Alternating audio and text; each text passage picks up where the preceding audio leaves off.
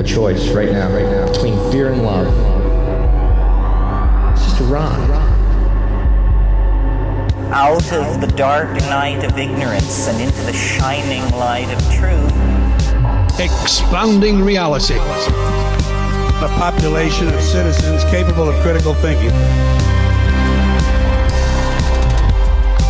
We don't see things as they are, we see them as we are. There's a level of reality where everything dissolves into an ocean of energy. We empower our experience by insisting on our authenticity. That's very profound. Very. Expanding reality. Elsa Dillon back here hanging out with us. It is so great to see you. Also want to, up top here, mention to the audio-only audience, we love you, and you guys do an amazing job in supporting us over there. Want to direct your attention down to the show description down there. It's got a link that reads video version, and in that video version, you can come hang out with Elsa Dillon and I. But also, Jeannine Burgess is joining us, and she is joining us crafting a very special piece of her insect mandala deck, which I'm going to hold up her Mandala Oracle deck, which is another deck that she did, which is absolutely incredible. But she has got an insect one that she has been working on. This is the 52nd piece she admitted before we started here, and it's the final piece in her deck. So you guys check down below to find all the ways to find Jeannine and all of her incredible art. Also want to mention that she did the B for the very first Mindful Expansion journal that we produced ever, and could not be more grateful. She did this custom piece for this project specifically, and incredibly mind blown and blown away. Look, there it is. She's got it. God, what a rep. Look at that. Incredible and legendary. And then also, just like I said, want to let you guys know she's working on this over here on the video version, so check that out. Come hang out with us. Come see Elsa Dillon in the flesh here and Jeannine working on this piece. And again, everybody linked down below. It's been a minute, Elsa. A lot of crazy things have been going on. Of course, you have been on before. Your other episodes will be linked down in the show description. You joined Dave Zed and I, had a great conversation with you, and that was a lot of fun too. So what have you been up to? What has the Dillon clan been doing over there in Australia, holding it down, and wild times around here? How you been? Thank you, Brandon. It's been a busy last year. We're ready for 25 though. It's been embodiment is the best word. It's like, that's great that you do all that, but now let's really walk it in. Let's walk it in this way. Let's walk it in that way. And can you handle it? It's tricky. Pulls out every string, every chord inside your soul. It just gets you, and you can't get away from it. You got to do it yourself, and you got to do it. And you want to give up? You just got to do it, because there's no one else but you. It's just you. So that's where we've been. It's amazing. There's a lot of, because you guys have what I would call to be considered to be exceptional contact, right? You have a whole gaggle, if you will, of extraterrestrial entities and extra dimensional entities, some of which featured again on the journals back here. Link down below, guys. Her daughter Gigi did all of the creative expansion journals, which is for artists, which is what we have live here with us. See how it's all connected here? Absolutely beautiful. So you guys have a lot of that type interaction, but has that interaction been telling you that there's nothing going to come from the outside, that you guys actually are to the point to save yourselves and just do with what you can? No, but more than ever, I feel like we're looked after. And sometimes I think it's looked after by a field or space, or if you want to call it heaven. And then I realize it's also us as well. So you have to play with it. It's like you have to play with it, literally.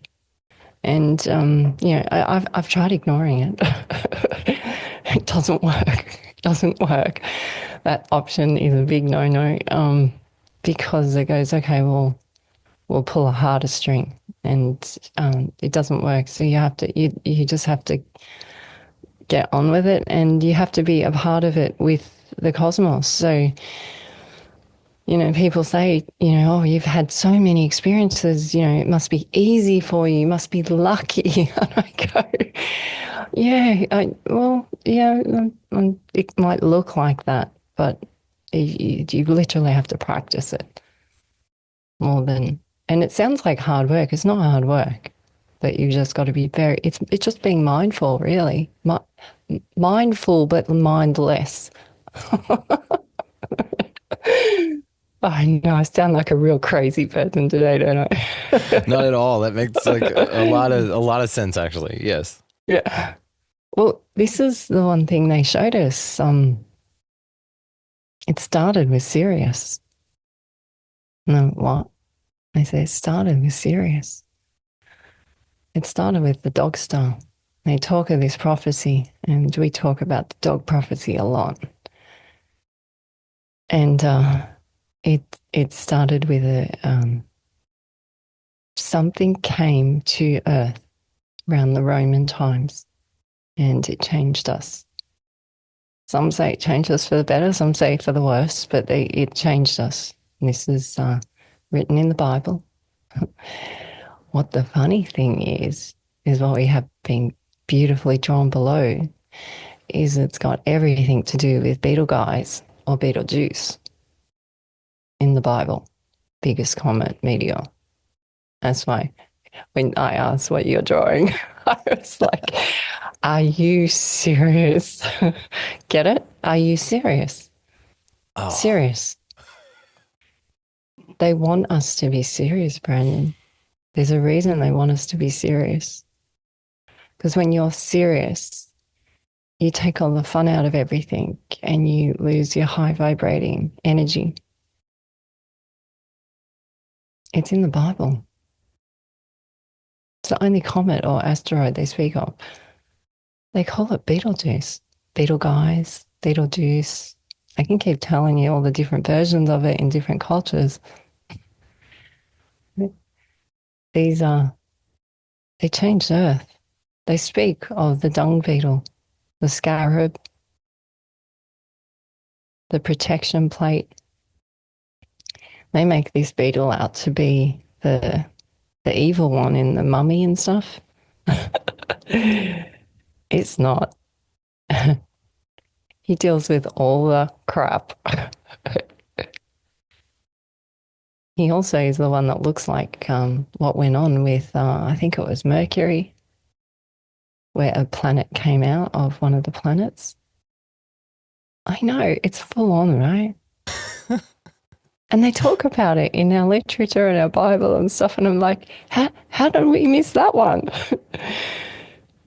And I go, well, what do I do? So now I've got all this information. Who do I tell? Where do I share it? You're going to look crazier. Not you bring it here, you share it here. This is the right place. Yeah. And you could drop the B words there, but just only in groups of 2. Okay. We don't need him showing up and running amok here. If that lore is true, it's a fascinating place. And you with your wordage, the way that you see language, is fascinating to me. I still talk about your diet by die-ET is what a diet means, because ETs are inside of you, an extraterrestrial micro. You've really like thrown me on my thing about scale. Scale, I think, is the whole game here. I think everything is either super, super big or super small. Yeah. And it's all got to do with scale. All these angels, demons, everything like that. They're just bacteria, things that can then either you go to a different scale or they come to your scale, or all of these different things. I think scale is fascinating here. And you kind of put me bigger onto that with what you said about comets, which is come-ET. And again, I've written this out on a whiteboard and shown people. I'm like, Elsa Dillon says this about it. And I just think it's fascinating the way that you dissect language, but you bring it out in a way that it's right in front of us. And yes, you're right about serious, because it seems that there's a trickster element to this reality. And if you're being too serious, too Aramon as it is, and not Lucifer enough, or if you're too Lucifer, then that's too much. So it encourages you to sort of middle path this thing. But this reality is a trickster in its methods. And it's interesting that it's revealed that way to you as well. Well, it's because we're talking about the dung beetle. It's toil. Toil ET. Oh, toilet. Get out of here. No. Toil So ET what because happens it's when being you flushed or what? and it spins? So it's like discombobulating for the ET because it's being flushed and rotating.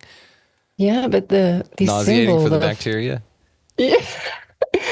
Well, it's saying enough's enough. Out you go.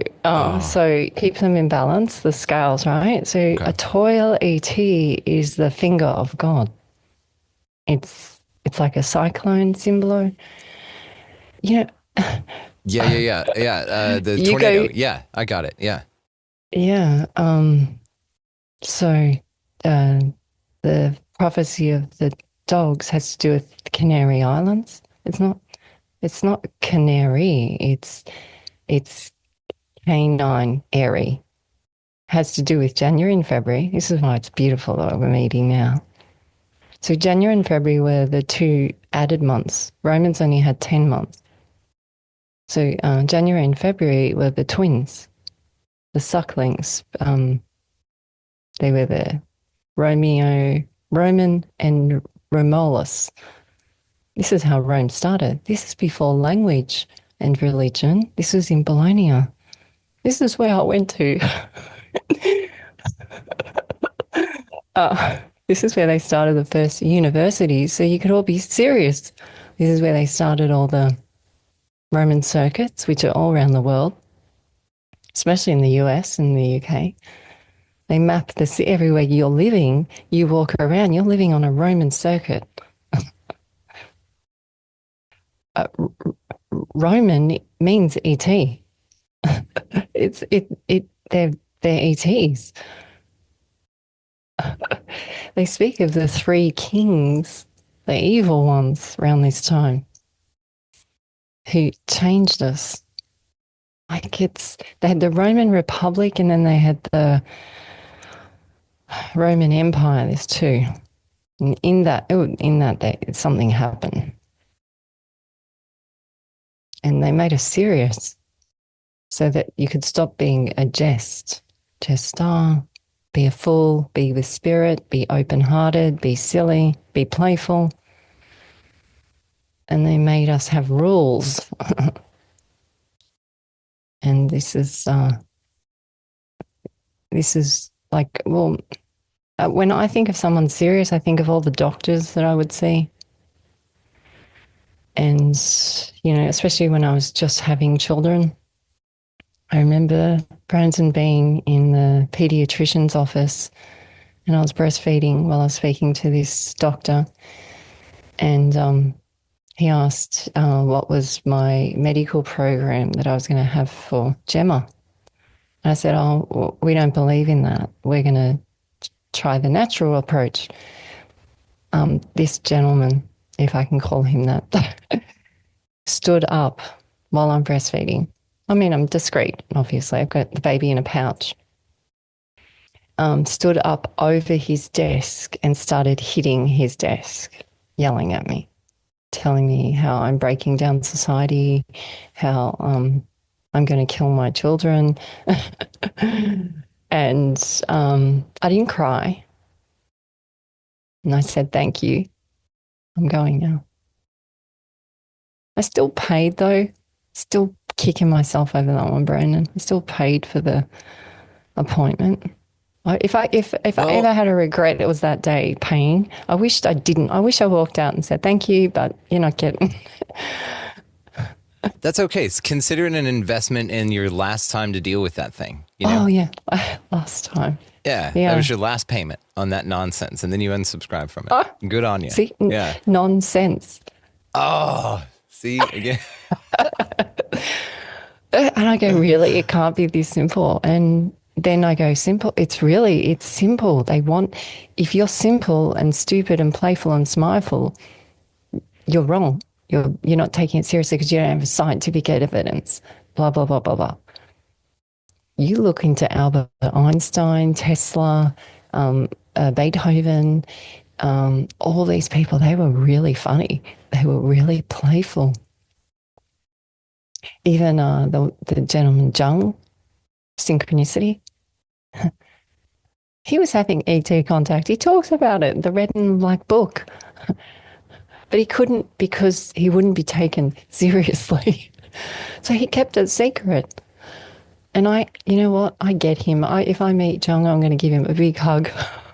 If I meet him in one realm or something. Because I go, you guys, it's tough.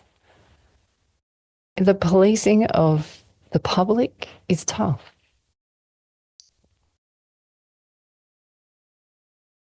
I know you get it. Oh, I'm smelling what you're stepping in so hard. It's so silly. We're so stepping silly. in it, right? Well, and I visited your beautiful country, and there's some big differences I noticed, just driving around over there.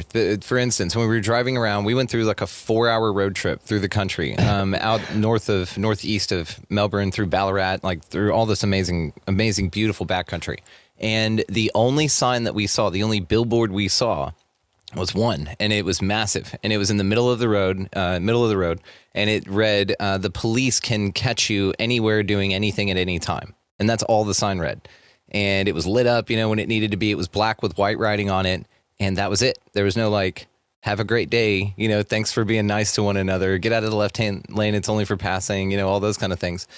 There was none of that. It was just this authoritarian reminder that you're doing wrong and we can catch you at any time, right? So it's that mentality that's cast upon that sort of allows the people to govern themselves. And this is something I've said about Australia. The second you guys figure out what's going on over there and stand up, it's going to be over, because you guys are such a beautiful people and we love you. And so we can't wait for y'all to realize it as well. Also, the major export we saw down there, which was, south, which would be north for us, so it makes sense because of the climate, was sheep. And so it's another kind of visible reminder that you are viewed that way, that your livestock even are sheep, that main export in that area. That's all we saw. We didn't see cows or anything. It was just really interesting, the authoritarian vibe that we got from it, but also that creates freedom. That pressure creates diamonds. So are you seeing this where you are, that really that it's creating more resistance than acquiescence lately? The last few times I went out, people are starting to crack a smile with me, because I like walking past people and smiling, and so many won't smile back since the lockdowns. They don't smile back. And so, I'm just smiling at their pets, hoping the pets will smile back. But even the kids are dumbed down. There's no interaction. There's no eye contact, and I really miss it. I miss everyone. Where'd you all go? Come back. And last few times I've been out, which I don't go out as much as Richard does, and the kids. But when I go out now, I've seen a few people I can see the little crack of the smile coming back, and I'm like, there it is. So that, I'm judging mass consciousness on that crack of the smile. And people go, that's silly. Like, really? Really? Is it that hard to just acknowledge another human when you walk past them?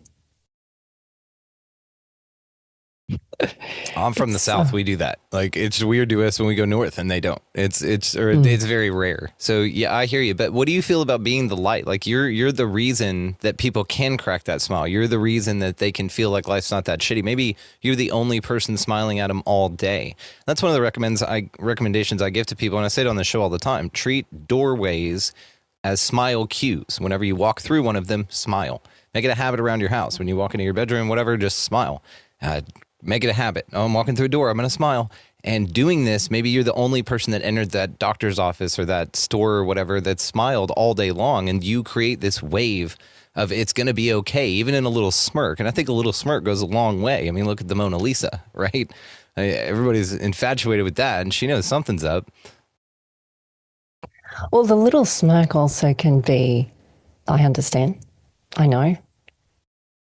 And that's what it's that Mona Lisa moment where, she knows stuff. She knew some shit. You can see it. You're like, oh. Yeah.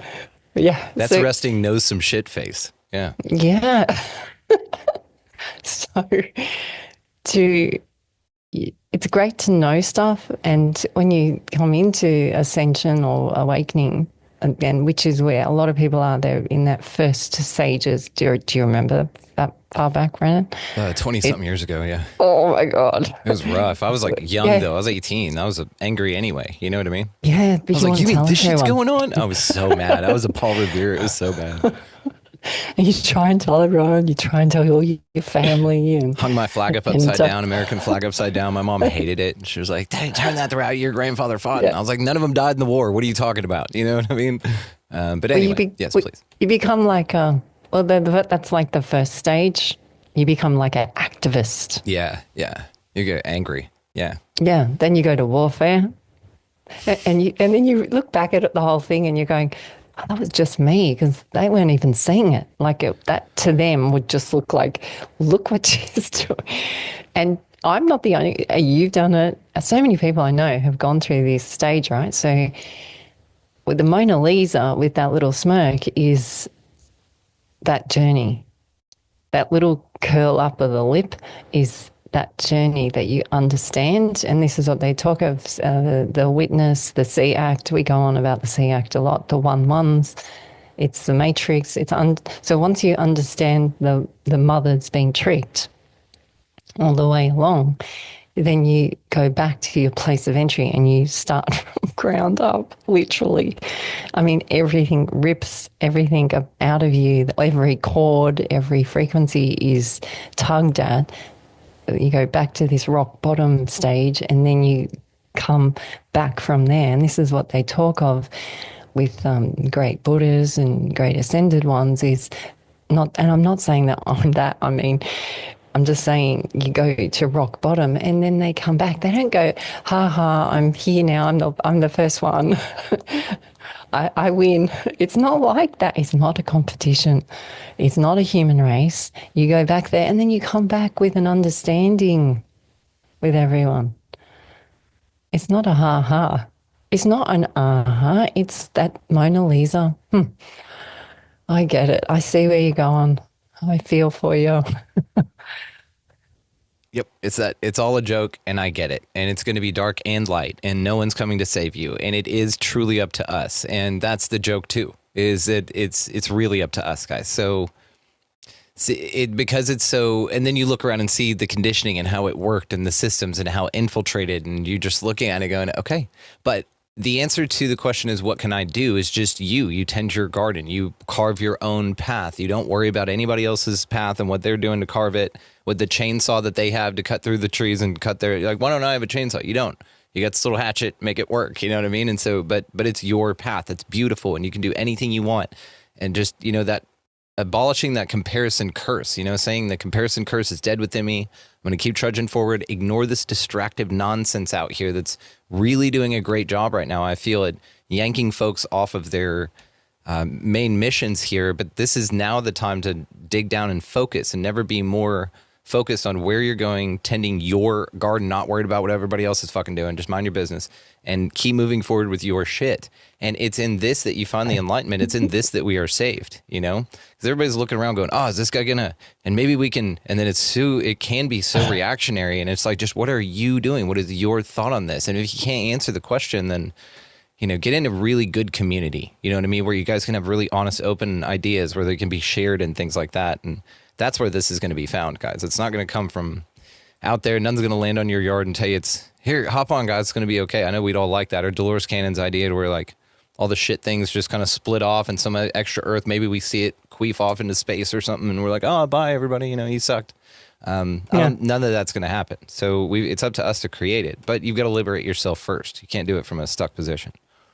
So you have to be like the dung beetle, scarab. Yeah. So you got to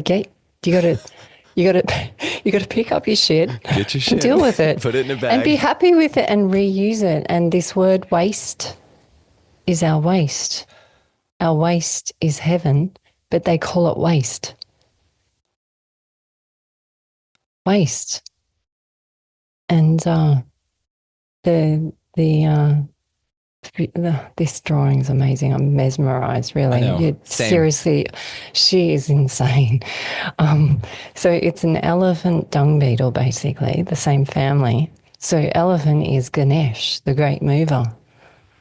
So this conversation and this drawing, I'm seriously feel like I've just been sucked down every rabbit hole just with you guys, 3 of us now. The fact that there's 3 as well, this is what they used to do on the pyramids. They would have 3 to balance the frequency.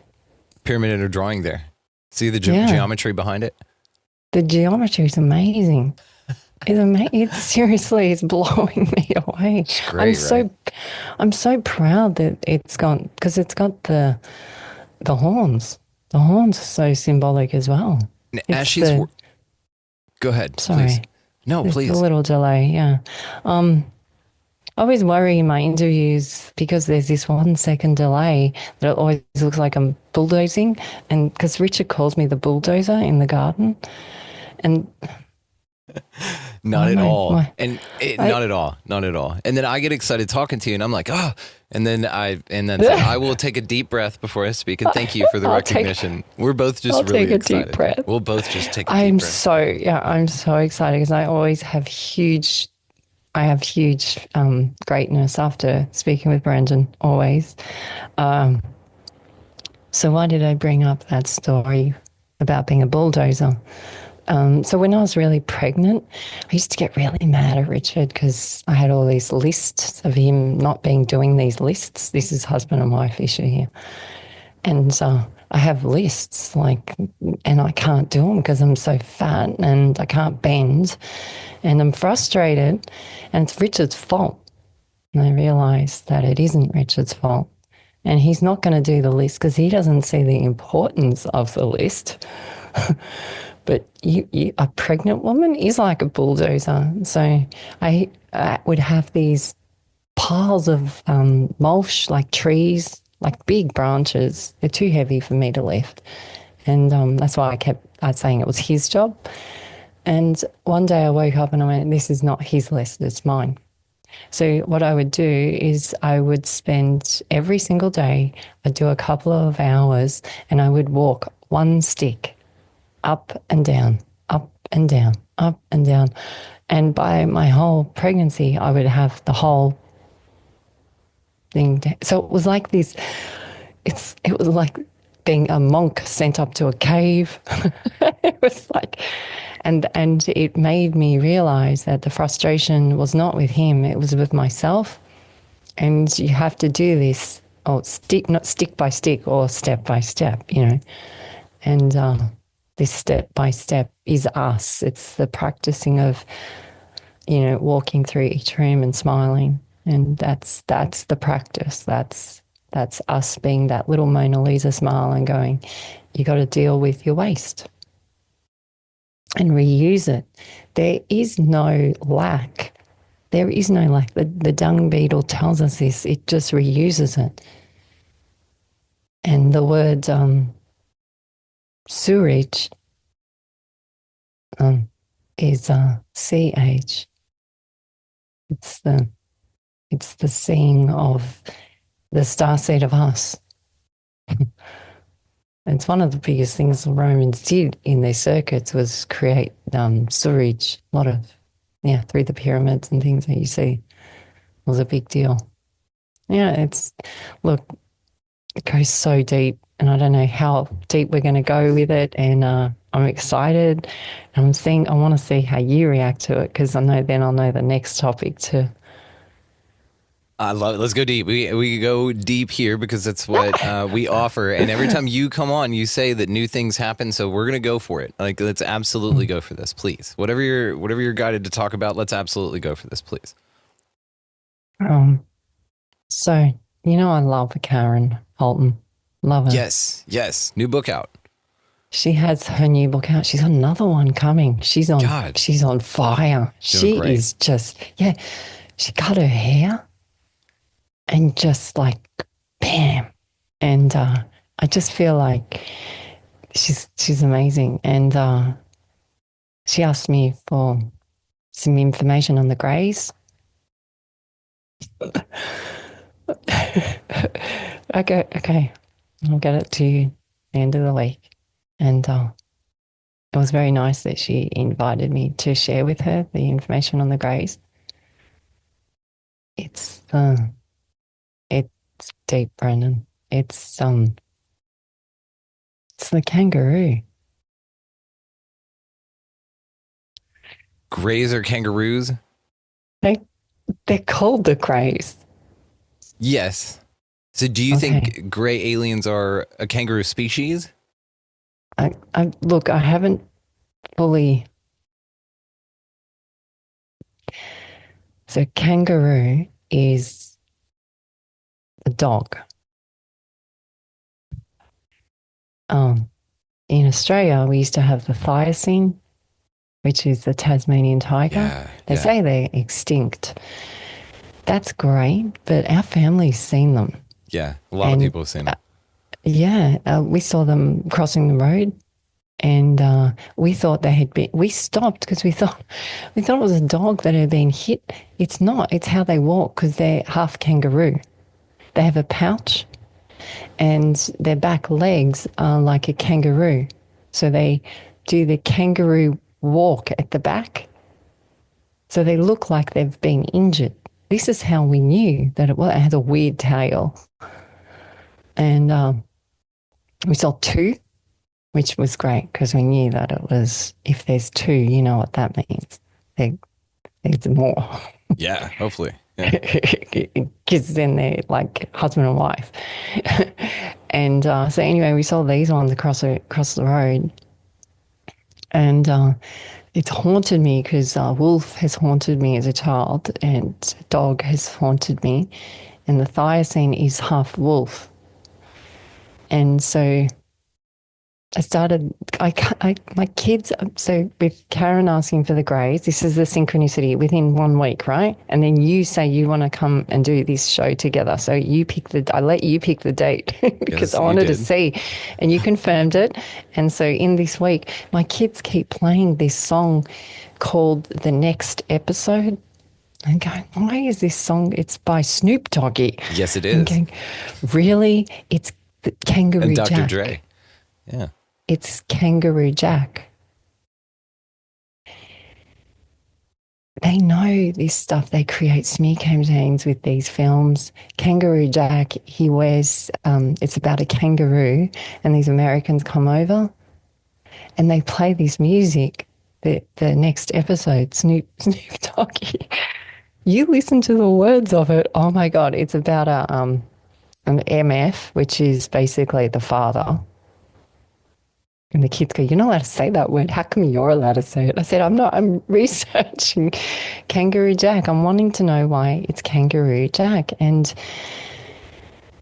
Brandon, it's about the dog prophecy. This week I found out, I think it was this week or last week, I found out, just by the way, in the news, that they worked out that all human DNA comes from here. Us. Oz. All of it, the DNA stems from here. And then they call Uluru the belly button of Earth, or the heart of Earth, or whatever you want to call it. So, I know. So the belly button of Earth is like a little outie, huh? Yeah, well, it's a place of entry. A placenta, placebo effect. Yeah, there's a lot of stuff going on out there, let me tell you, under those big rocks. And then a lot of your US military are out there as well. We won't go into that one. That's another whole full episode in itself. Yeah, you got Pine Gap up there. Yeah. Yeah, well, the biggest fence in the world is the rabbit fence. Rabbit fence is over 3 meters high in some places. Rabbits aren't that big. What kind of rabbits y'all got jumping around out there, They're not that big. Anyway, this is where all the big uranium mines are out there. Anyway, this Kangaroo Jack. In the prophecies of the Hopi and stuff, they talk of, I spoke of this with my friend Mila, and she speaks a lot about the Hopi prophecies and things like this.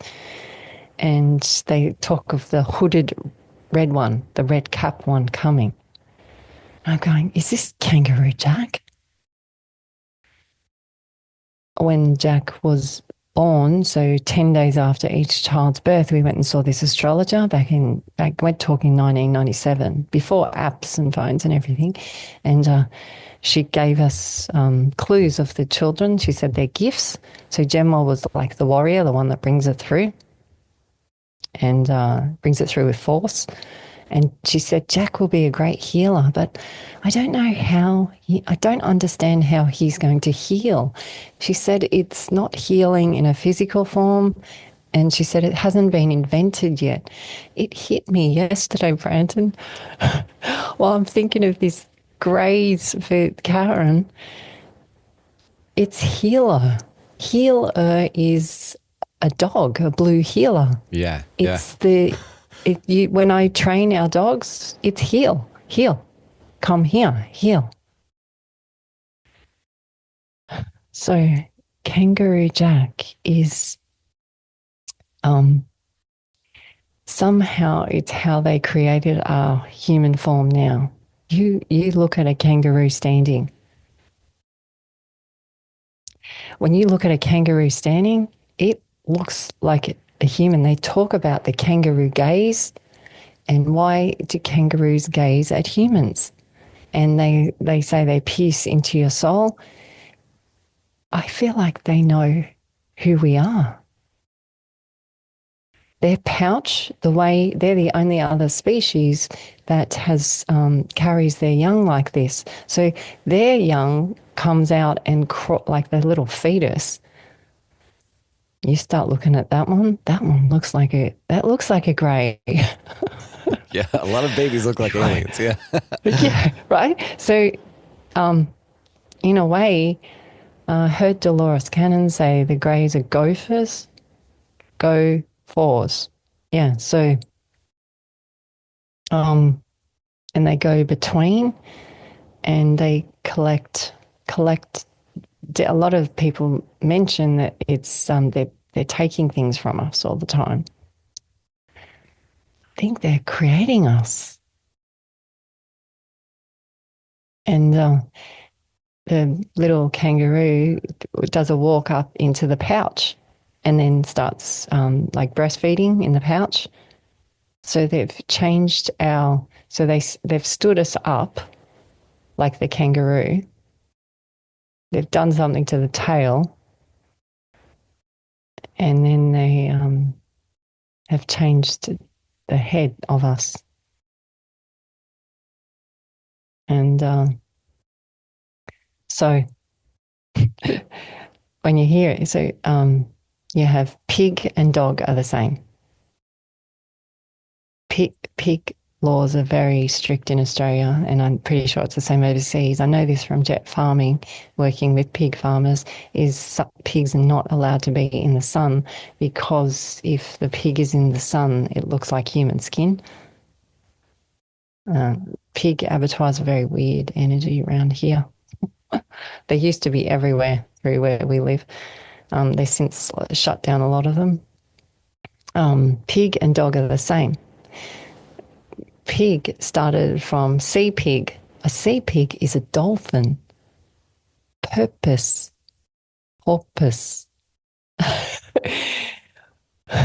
They're giving them a purpose. Are you kidding me? Sea pig. So they go from dolphin is a sea pig. And they got pig. And then you have the skin of a pig is to hide. What are they hiding? You look at how our bodies look. You look at the DNA of a pig and a dog and a human. It's very similar. Why are they our best friends? Why is it God backwards? Respin the matrix, and it is God. They are unconditional love. Our dogs are so beautiful. They just love us no matter what. And they touch our hearts, and they've brought through this. They speak of this dog prophecy, Nostradamus. There's like over 23 or 24 different prophets speaking of the dog prophecy, when the dog shows, humanity changes. In many countries, you're not allowed to eat pig cultures. In my beautiful friend Mila again brought up that if you're not allowed to, in Utah, some of the religions, you're not allowed to say dog, God. You have to say the reverse of dog. If you say the word God, you're like creating a blasphemy. You have to say the reverse of dog. This is, I think, Utah, she said. It was one of the religions she was in.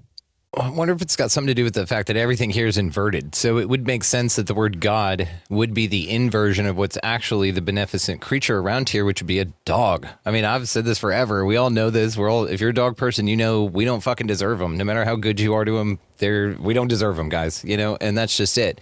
And then I'm thinking of this cynocephalius. Have you ever heard of that? The dog-headed people. I've got some stuff I'm going to pull up in the afterthought that I've got where we're going to share pictures of these, but we're going to talk chimeras as well, because this is another thing that's come up recently is this idea that, you know, a lot of countries, and they singled in on Japan, but I know that they're not the isolation here, have had chimera-type privileges to do whatever they want for a long time, decades and decades of injecting, you know, animal DNA and mixing it with humans, or human DNA in animals and bringing that to gestation, and all these creatures. And you think about these old maps that are found, like these Mappus Mundis and things like this, these old maps, and they have all these creatures on it, like the Blimey, like the dude with no head, but he's got eyes and a smile on his chest here or whatever, which could be the Headless Horseman. You could have like all of these tricks being played on the local people around with these other creatures that are just naturally don't have a head, but he could carry a pumpkin around and ride just fine, right? So you think of this, and then the dog-headed people. And then maybe there was some sort of, you know, this whole place could be just a genetics lab, you know, that's just being tampered with and tinkered with. And then every now and then they go, it kind of sucks here. And they just pop the top off of the top of it and let all the waters in. And then it just floods the place out. And they go, all right, we're going to start over. You know, that was kind of shitty. And then maybe this is why like the pyramids and stuff stick around, because you don't need to destroy those things. We'll just set up a new batch of creatures to run around here. And it's very interesting, too, this idea of the ark, right, with Noah, that whenever a flood was going to happen, that they preserved the species, 2 of each, right? But, I mean, that could, again, be just a genetics lab. I mean, because physically, obviously, that would be silly to grab 2 of each physical creature, immobilize them somehow or something like that, keep them in, like, the whole logistics is a nightmare. But if you take samples of them to then recreate them genetically or do whatever you want later and have the technology to do it easily, then that's more feasible. So it's just really interesting when we talk about these chimeras, this blending, this genetics, I mean, CRISPR, all of this kind of stuff. You can pick your baby's eye color and shit like that. I mean, maybe it's just our idea of the natural world. Like maybe there's nothing to that. Like that's not a real thing. Because if we hear stories right, that people are getting genetically modified by these ETs constantly, or hybrid babies and all kinds of stuff. So you're being dicked with. Think of your food, your water, your air, all of this stuff. All this is just a massive experiment. And you're the rat in the cage, you know? Yeah, but so the dog man and the wolf man and werewolf, and the head is the Sphinx. To get ahead, Brandon. I have so many people say to me, how am I going to get ahead with now knowing and awakening and this process? And because I have to let go of all my this, and I have to let go of this, and I might have to lose the house, and I have to learn a new way of being with money and abundance and stuff. How do I get ahead? I go, oh my gosh, that's what it is. It's literally breakdown. You have to break it down, all these programs in us to get ahead. They needed us to get ahead, to carry our head. Our head is one of the heaviest things in our body. The head only grows twice, I think, as from a child, has 2 stages of growth. When you come out, your head, the 2 half seeds get pushed in the birth canal and they collapse in on each other. And then as they come out the birth canal, they can open up. We're the only species that carries the baby the way we do. The kangaroo does it on the other way, and we do it this way. Um, I'm laughing because the synchronicity in this Kangaroo Jack film, they told us, and so this is now it's going over multi-dimensional, right? So 97, they told us we were going to be royal, and I'm like, what does that all mean? Then I realized we're connected to this other family. The other family showed me that when he pops his leg will pop out. He like dislocated his leg. He'll leave. Don't worry, he'll come back. He did this year or last year. Comes back after 3 years. We didn't know if he was alive. Comes back, and I wasn't sure with the prophecies of us, I guess, or whatever the forecast of us was. When they said that he would come back and these feelings of him coming back, I didn't know if he was going to come back in spirit. So I was kind of ready for anything, to be honest, which means, I had to let go of my son, right? My baby. Anyway, he comes back. When he comes back, there'll be great abundance for humanity. This is an astrologer saying it. This is another realm saying it to me. And now I'm starting to see it happen in people. I'm starting to see their smoke come back. It's happening, Brandon. It's working. What you're doing with your audience, it's working.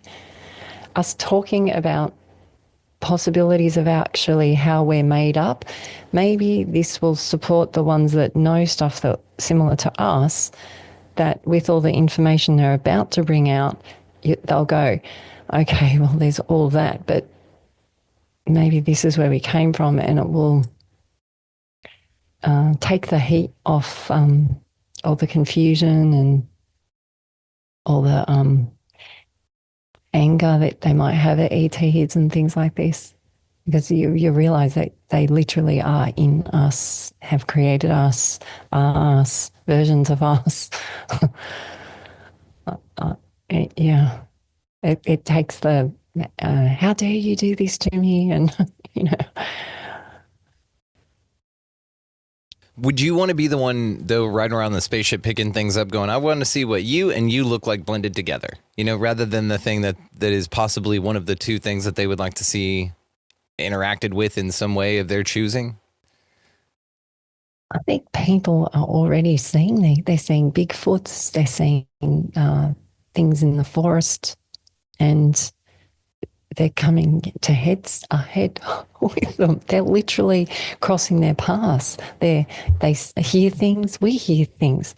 We got the Yowie here, and they've got a whole town where Jet works, and they won't talk about it because they know how the rest of the public deals with them.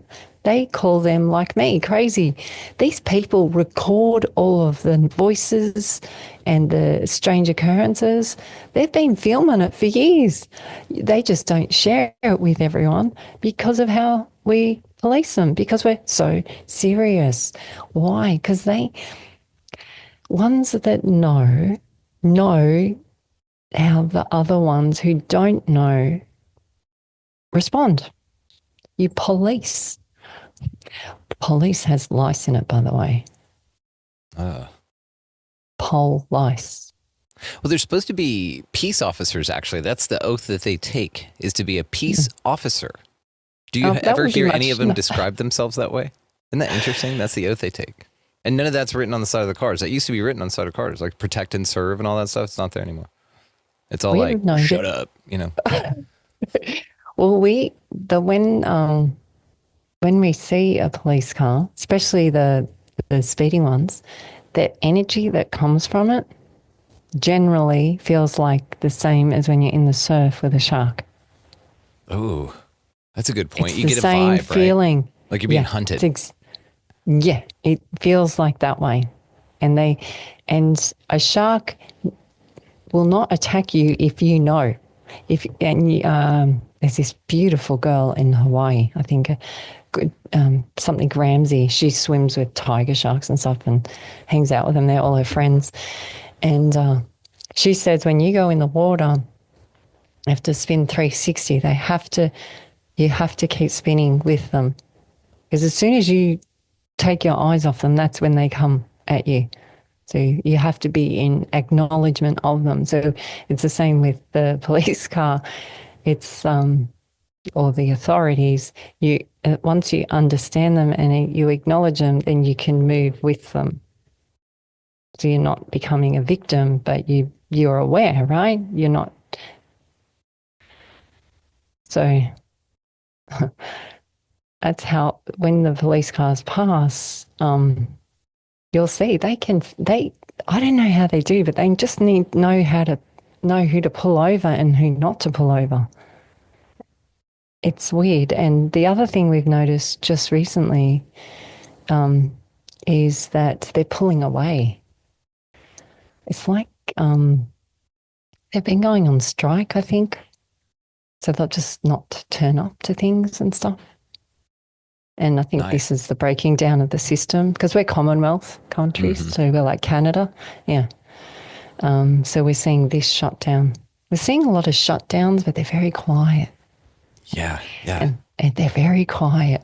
That's why the Mona Lisa smokes are coming out. That's right, yeah. And again, astrologically, it's saying all of this is supposed to be happening now. Systems breaking down, new ones coming up, new radical things being tossed around by our government. And it's silly, this term of one party now calling the other party something completely different, relabeling it now to an oligarchy. And it's fascinating because we've been like 7 different governments, one of them being an oligarchy for a long time.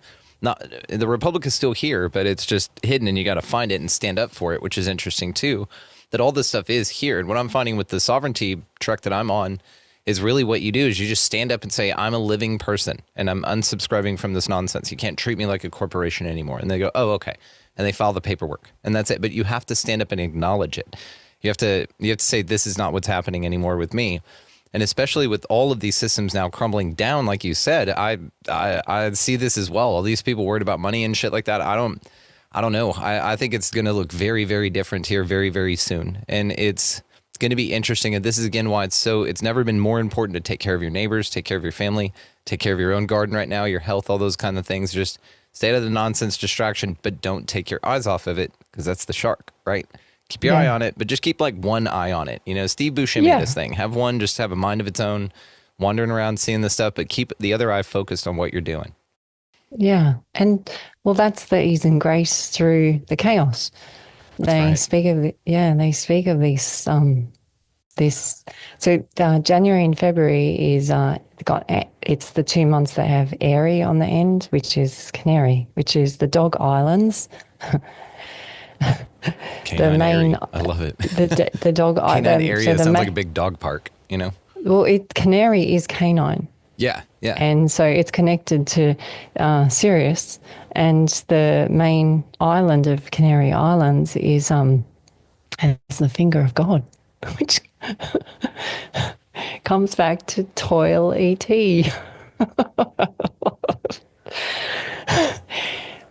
The finger of God is the finger of God is your wedding finger. It's in the nebulas up there, the stars. There's a finger. There's a constellation that looks like that up there. I go, no, it doesn't. I go, yeah, it does. It looks like this. It's from NASA. They say it's official. It looks like the finger of God. They call this the finger of God because this has a nerve that goes all the way to your heart. But as we understand the heart isn't the heart's the spleen. So this goes all the way to our place of entry. They call it the wedding finger. Wedding means weed. Wedding is about man. Wedding, this is beautiful. The separation created in man and female, it's not about man and female. It's not about wedding. Wedding is understanding weed.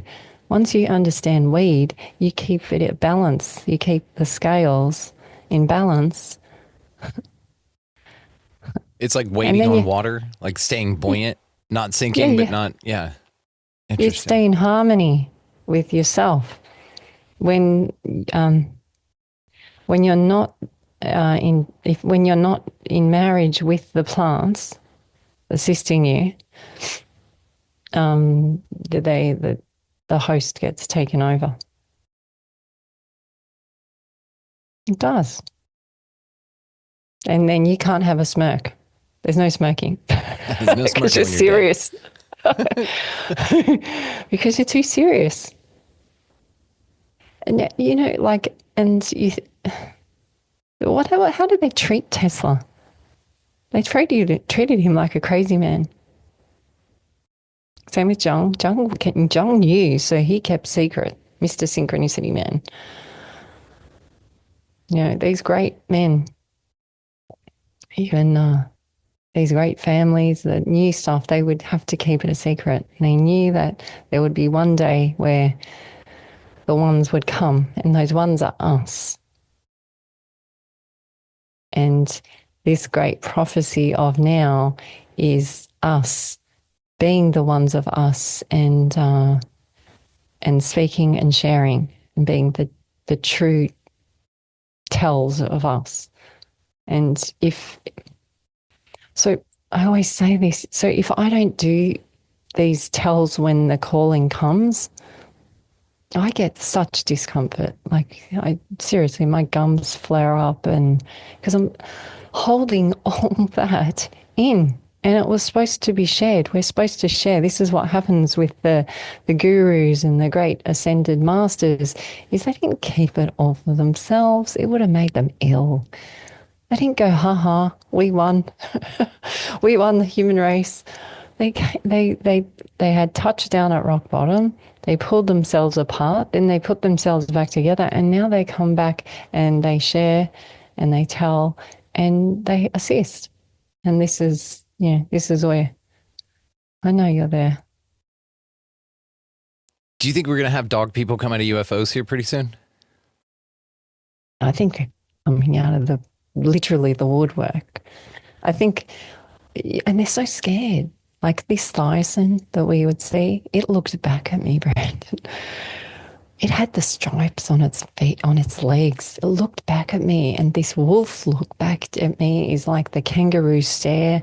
It's like they're looking back going, I'm man's best friend. I'm God. Remember who I am.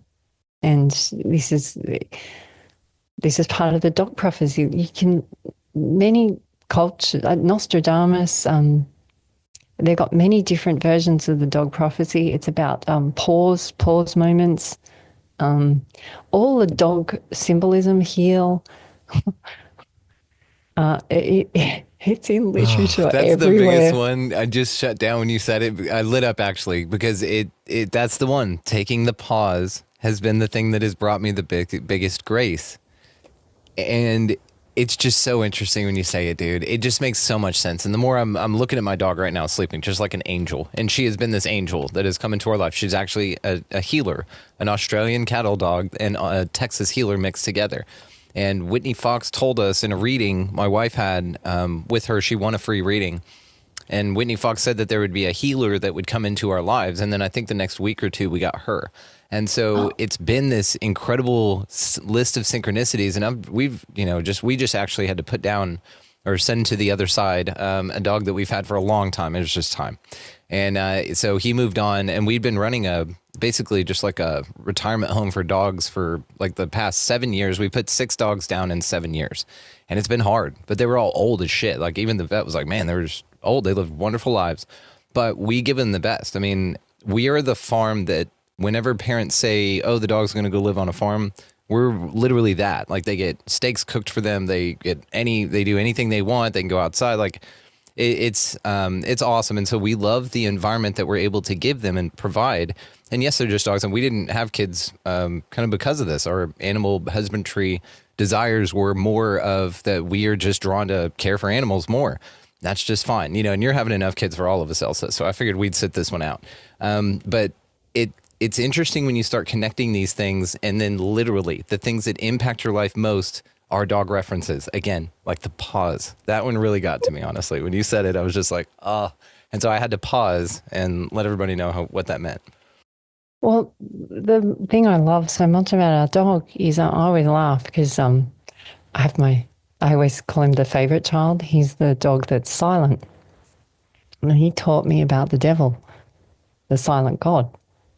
The seated Cupid, and he made me understand the devil under different terms, not but the graphics of Hollywood and movies and stuff, but he made me understand that the fallen angel or the silent God, he was the one that played music, harmony, hertz up in heaven, falls down to earth and goes, I'm going to sit this like you. I'm going to sit this one out. I'm not going to play music. Well, all the other angels got mad at him and confused because he wouldn't speak. He wouldn't play music. He wouldn't speak. He wouldn't sing. And all the other angels were like, well, you have to. This is what you did in heaven. Policing, right? Well, then they started to say he's the bad one. I mean, this just sounds like my whole life. So he's classed as the devil. To them, he's the devil. Look at who's saying it. And this is what you have to do with literature and the Bibles, well, the versions of the Bibles and the texts that you read. Who was writing the script? And now we're coming back to actors.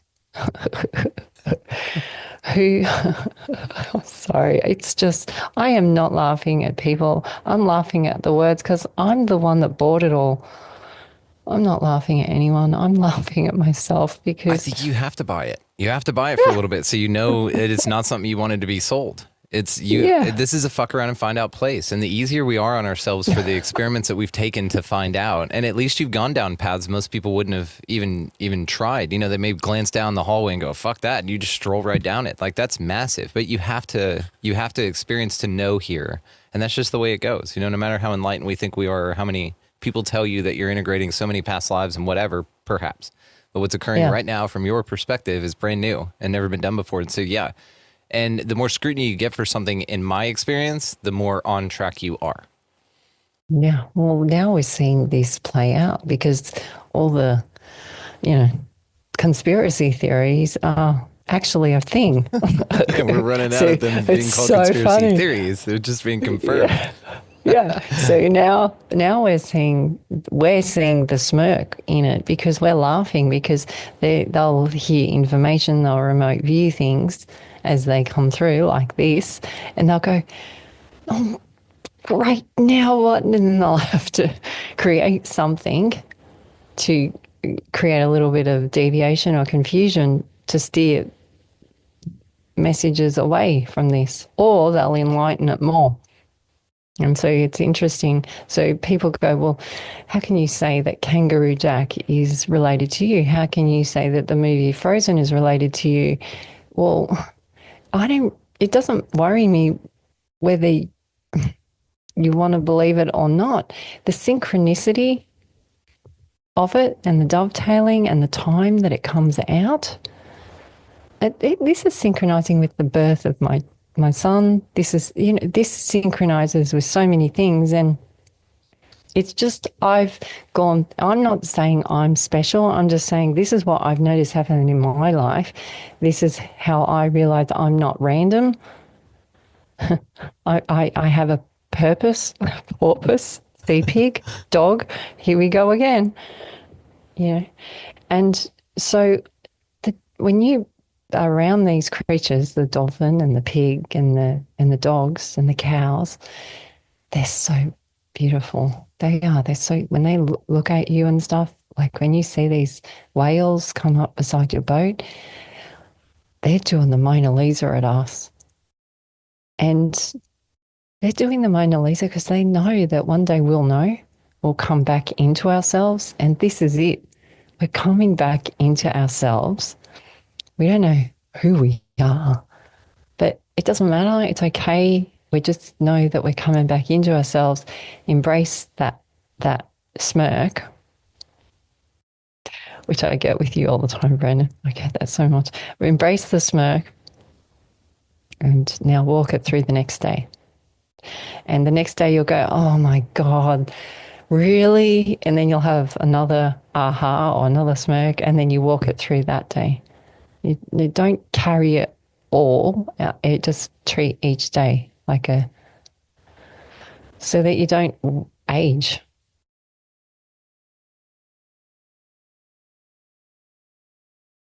Big thing we say around here is embrace the suck. And that has been what we have talked about when facing challenges and things like that. Like, just embrace the suck. Be the bison that runs into the storm, not any other creature that runs away from it. And it's interesting you say embrace the smirk. I think that this is the new level up of this, is embrace the smirk, not the suck. You've already embraced enough of the suck.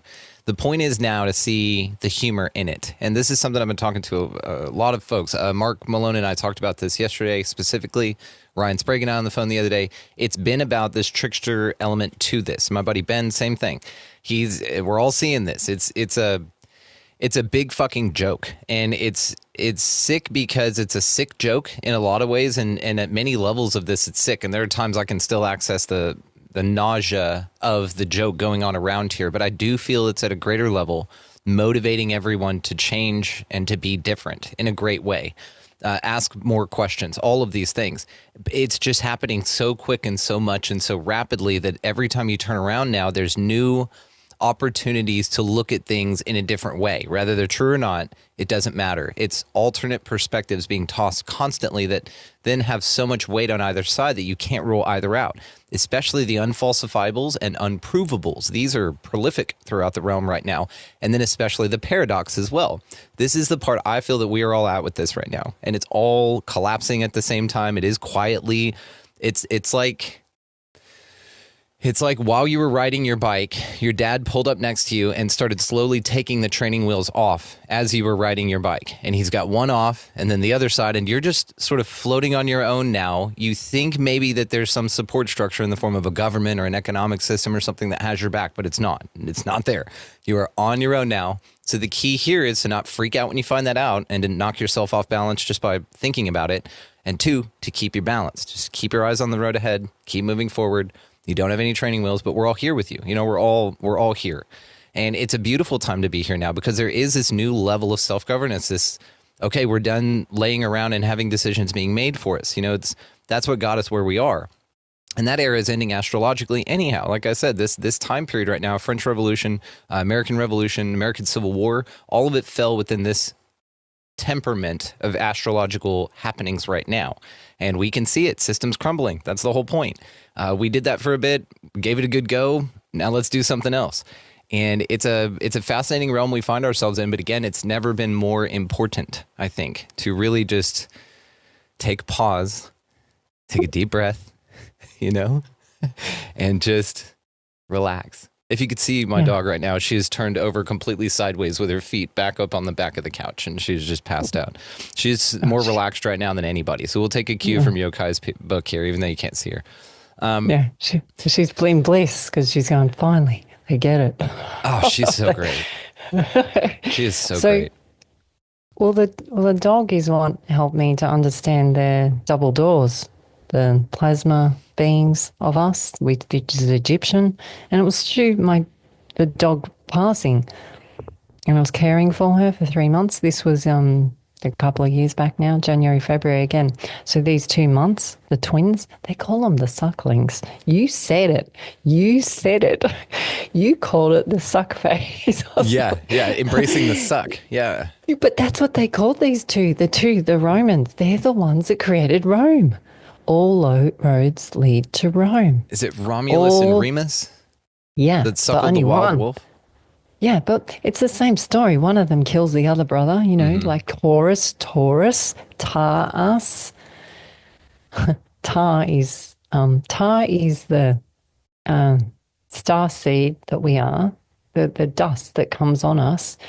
And when these comets come past, they keep upgrading us. This is why everyone's kind of flipping out at the moment, because they know this time, because it's annular, it comes around.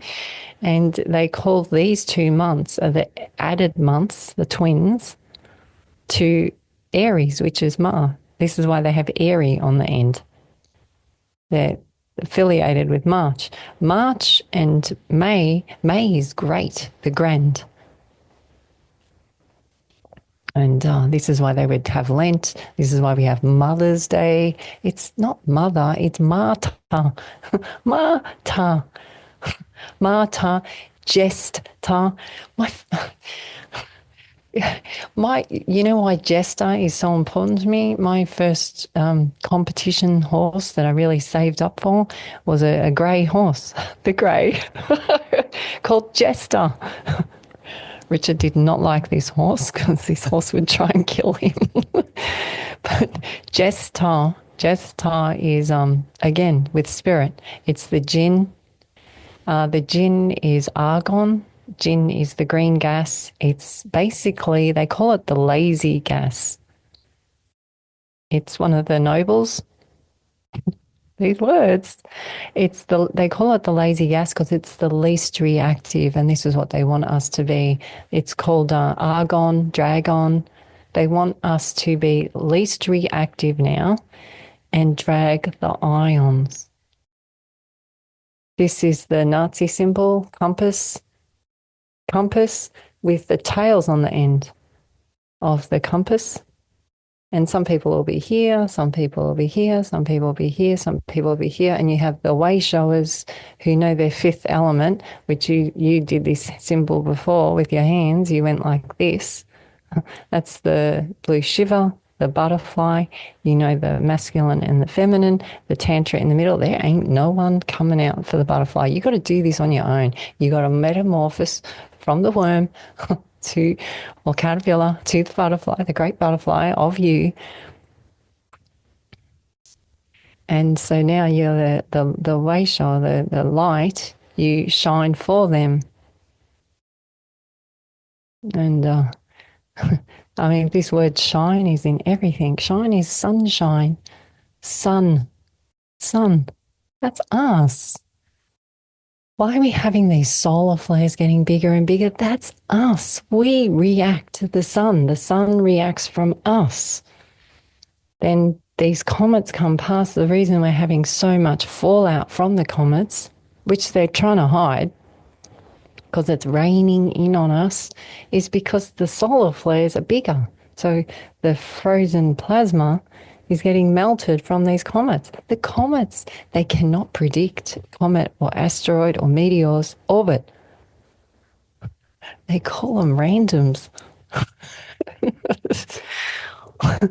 because they don't know how they're going to move. It's interesting, too. I heard a buddy of ours who also talks about dogs and stars, Tyler Hansen, talk about the angle in which they come in. And now he's a flat earther. So if you consider this through that lens, that perhaps our realm isn't a spinning ball going through space, if you just consider that, then the things coming in are coming in deliberately, right? They're sort of sent here or dripped here from something above. Maybe it's got a shoddy seal, and every now and then it just leaks, right? It happens. But the water's above or whatever. It just needs some maintenance. But I would like to think like you do, that it's deliberate and that the things are sent in are intentional and that they bring upgrades. This is why comets were heralded throughout the years when they did appear, is because it always led to a bump in civilization afterwards. They always marked great changes through human history. So yes, you can't predict them because it may be cyclical to us. It may work at a rate based on how we progress and integrate what we're ready for. If we're ready for some damn upgrades, maybe we see a comet and upgrades be a coming. If not, maybe we're just stuck in something for a little bit and it needs a little bit more time.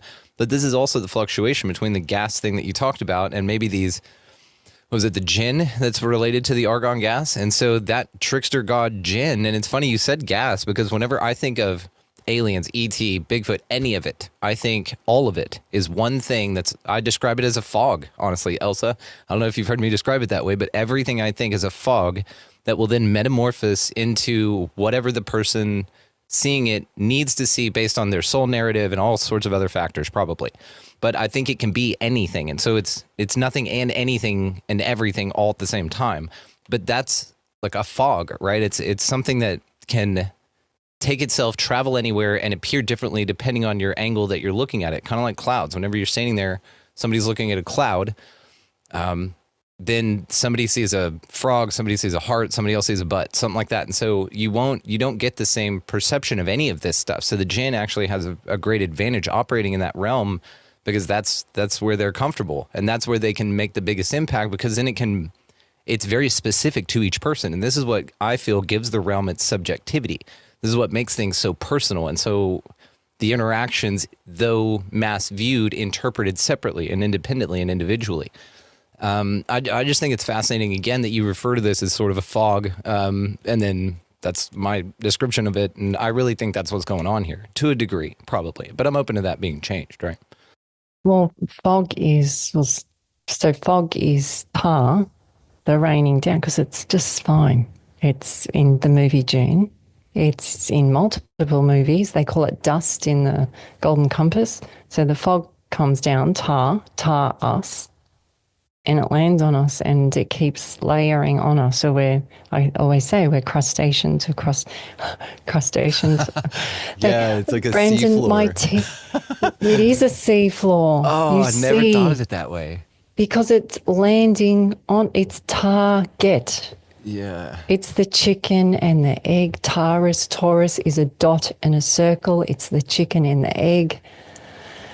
So the tar comes to us. Look, it comes down onto us and lands on a plan, ET. The reason they speak of flat Earth is they have, and this sounds mean, but I feel like they've enclosed us in a section with the frozen water. Okay, they're frozen. They've enclosed us in so that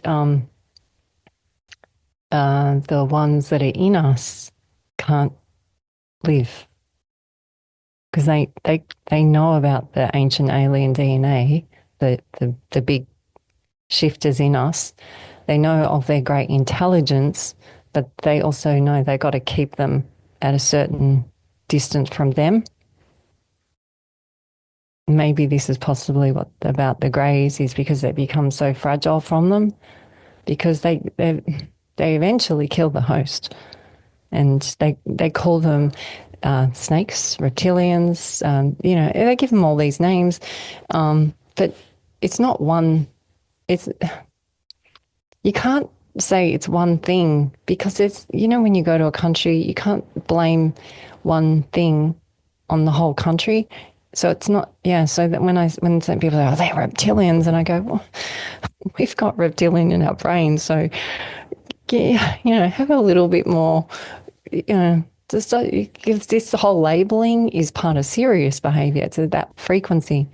Whereas when you have the smirk, you go, okay, well, maybe it is that, or maybe it is this, So this ancient alien DNA in us, they also helped us to understand. They had to create language like what I'm doing with you now. They've had to create this in us to get us to this stage of control. It's like the Kali Yuga cycle, right? It's the dumbing down. It's this last little down cycle of this Bronze Age, really, is what we're in before we go back to this Golden Age that's supposed to last a decent amount of time, depending on who you talk to. But if you didn't have language and religion and schooling and these programs in you, you didn't have any of those in there, how are they going to control you? Can you see what they've done to us? I see, but I also see why it was beneficial to do it, air quotes, to us so that we could break out of it. Like, I see that it was a hardly compacted soil so that we could break out. Those are the nutrients and things that we were fertilized with, was all the, and what's a great fertilizer? Down to our artist, Jeannine Burgess again, shit. And so we were fertilized with a bunch of shit, and we sifted through it like the beetle here.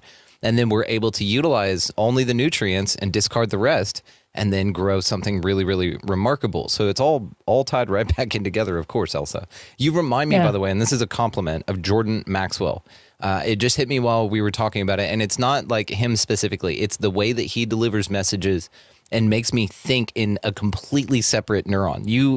You connect to a completely new part of my brain where it connects everything, but it's from like this, I'd like to say tower that I can see everything from a real high perspective in my own brain and how it's all connected. So you have this upward trajectory neuron is how I would describe it visual, like spatially. But Jordan Maxwell did this for me with just his writings and the way he spoke about things, the way he would say, like, banks and the currency, and the way that he related things in specific ways and took words and broke them down, like the maritime law and these really difficult, challenging concepts, and just made it so obvious and clear. You do this. And it's a beautiful skill that I think needs to be recognized and not a lot of people have. And you have a very unique way of doing it. So it's even more fascinating to get to speak with you here, because the way you delivered things, I'm sitting here the whole time just going, oh my God, yes, yes, yes, you know, and it's always like this when we get together, which is why I feel that there needs to be a good gap between when we get together because there's so much to integrate. But let's do this. Let's kick it over to the afterthought here. Take a little break and kick it over to the afterthought. I want to let everybody know I still have, you know, we're going to talk about dog-headed people. This kangaroo jack, I've got it pulled up here, and so we're definitely going to talk about that. I've got more to say about kangaroo nipples, actually, so we're definitely going to bring that up. But before we let you go here, and want to remind the audience that all the ways to find Elsa are going to be located down below, as well as the other appearances on the show here, which she's had many, and we're grateful for every single one of them. Just go listen to them in order, guys. They're going to blow your mind. Another thing I want to mention here, again, to the audio-only audience, and if you're a video version participant here, thank you so much for participating and enjoying Jeannine Burgess's work. This is her 50-second card of her new insect deck that she's got coming out that we are going to absolutely have her back on the show to talk about. But she does incredible work, and all the ways to find her located down below. And just want to thank Jeannine from the bottom of my heart for coming by and beautifying this thing. Look at that. That's just so cool. So before we let you run here, Elsa, and get into our afterthought here, what gets you out of bed every single morning and keeps you moving forward?